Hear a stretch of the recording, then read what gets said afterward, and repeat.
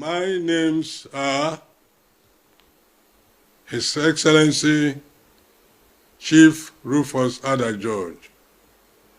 I'm making a clarion call for peace and restraint. Gentlemen of the press, ladies and gentlemen, today, with a deep sense of responsibility and commitment to the peace and well-being of our great state, I address you as an elder statesman and former governor of Rivers State. As I speak to you, I am reminded of the rich history and the remarkable progress made over the years in our state. Currently, it appears that we are drifting far into the ocean, but we still need to aim higher for peaceful coexistence and greater developments. In the light of the seemingly boiling political pronouncement and judgment of the Supreme Court, I assert that peace is our utmost priority.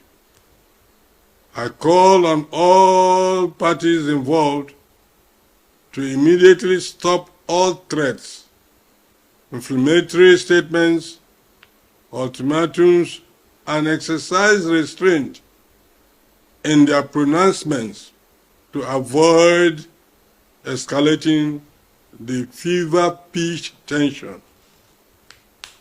We must draw lessons from history, particularly from the then 1962 Western Regional Crisis, as recently emphasized by one prominent citizen of that area.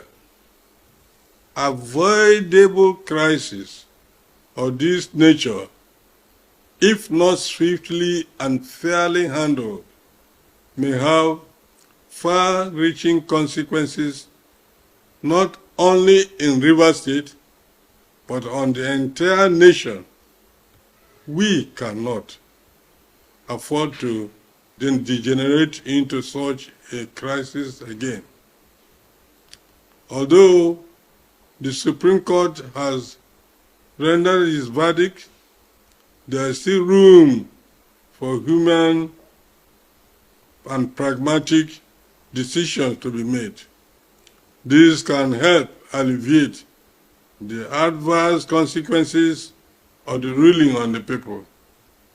Already, the flashy lights are increasing by the day, with the pronounced withholding of monetary allocations to the state. The end product and anger are being visible when on the faces of the ordinary man on the street. As a people, we must constantly cultivate the attitude of compromise, even in the midst tense and war-torn areas. Compromise has proven to be a powerful tool for resolving conflicts and fostering peace. To this end, I urge all former governors and their deputies to come together and unite, speak, and always in the best interest of Rivers State, a state, I believe, they all love.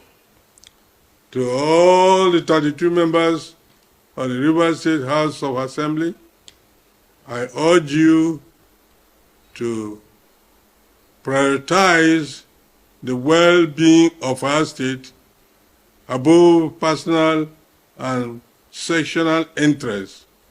It is time for us to come together as one cohesive, united people in our quest for peace and prosperity. May I also urge all stakeholders, including our current leaders to prioritize the interests of the state and its people above all other interests and work together towards a more peaceful, united, and prosperous future.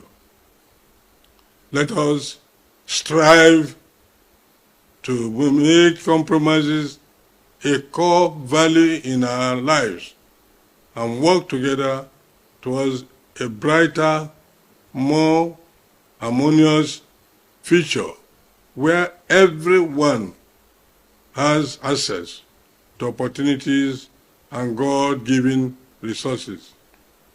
As the oldest civilian governor of our state, I am optimistic of the future of our dear state. I therefore urge you all to join me in this call to action, to work together towards a peaceful, brighter, more prosperous future for ourselves and for generations to come. Well, it is necessary, following the recent pronouncement by the Supreme Court, to urge our people to come together and ensure there is peace, there is understanding, there is forgiveness, and there is tolerance going on in all the corners of the state. We're saying this because with the pronouncement that allocation should not be made, a lot of concern has been given by the civil servants, the ordinary people, the working class in the state, who are wondering what will happen to them if no allocations are made. How will they maintain their family? How will they feed themselves? And this is becoming a very topical issue, and we appeal to them, while they think about these things, they should always try to maintain peace and not issue words that may increase tension in the state.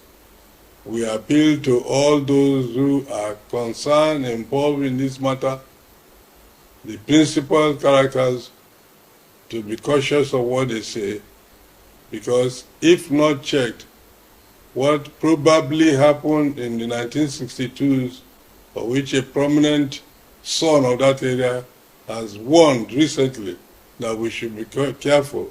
This is how the crisis starts. We pray that no such crisis will start in Rivers State.